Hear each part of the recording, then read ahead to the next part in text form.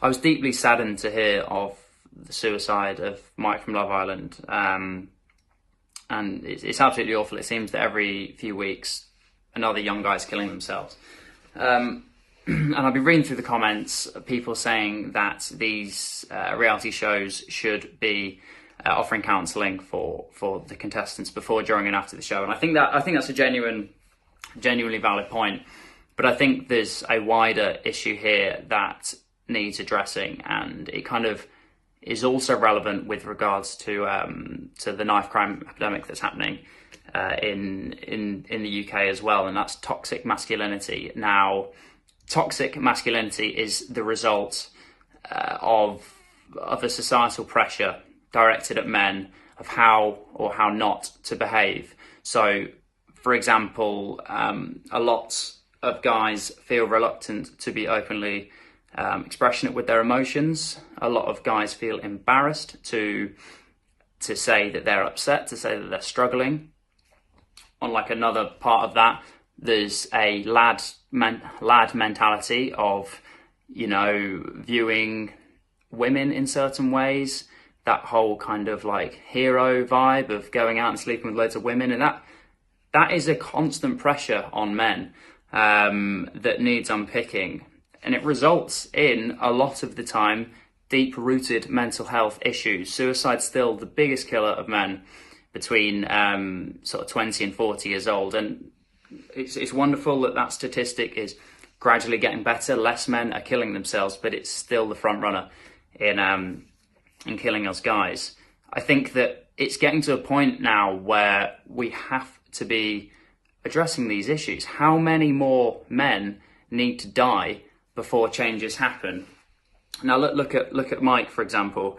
I didn't know him, but it seems that he struggled with adhering to that kind of stereotype that was thrusted upon him by press, you know, being labelled Muggy Mike in the show. And, you know, on the surface, people, you know, would laugh and joke about that, and he would appear bulletproof and that he kind of didn't care about that side of things. But it's clear now, sadly, far too late, that he was struggling with that. He was a full-time carer of his nan, who sadly passed away a few weeks ago.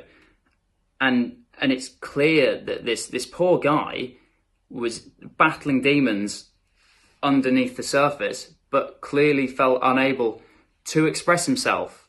Why? Maybe because he had built up this kind of persona, or perhaps the press and society had kind of built up this reputation for him, and he probably felt uncomfortable or unable to verbalise how he was feeling. And how sad is that there's many guys that simply feel trapped and isolated, thinking that being open about their emotions is going to be met with negative stigma. That is what we need to change, because I say it all the time, and Kirsty always tells me off for saying this, but I say that emotion is genderless. It doesn't matter if you're a man or a woman. We all get upset. We should all feel comfortable to cry if we want to cry. And I think that's the only way that we're going to start kind of tapping away at that statistic. It's awful, and I don't really know what more we can do here. You know, with the knife crime, it's clear that there's a problem with young guys, especially in London.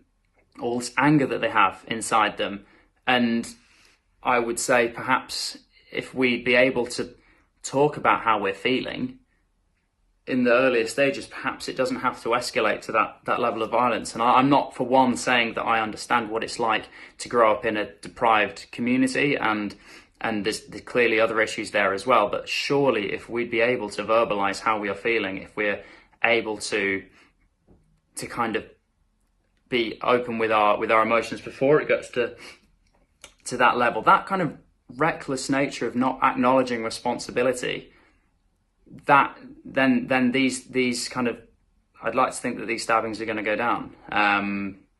But yeah, it's a really difficult time, and I just think we have to keep talking about how we're feeling. We need to encourage the government. They're getting there slowly, but we have to make sure that the government acknowledge that mental health is just as important as physical health. Or that the